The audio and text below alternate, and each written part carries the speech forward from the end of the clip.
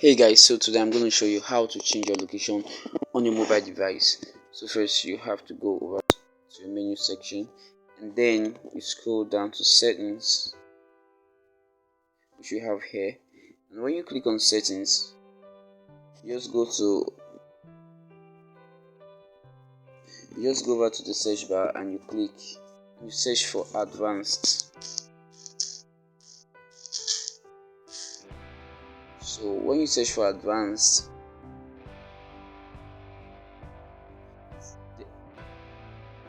it's definitely going to bring you here. So you click on the first option, which is messages settings. So this is going to reflect under general settings. So from here you have the option of choosing your location, your current location.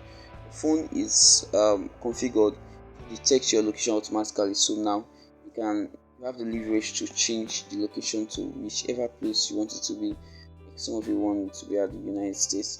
So this is how you can actually change your phone location.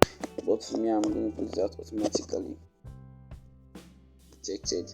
So thanks for watching. If you enjoyed the video, please do to like and subscribe, and you can also hit the notification bell to get more content I create later. Thank you and have a nice day.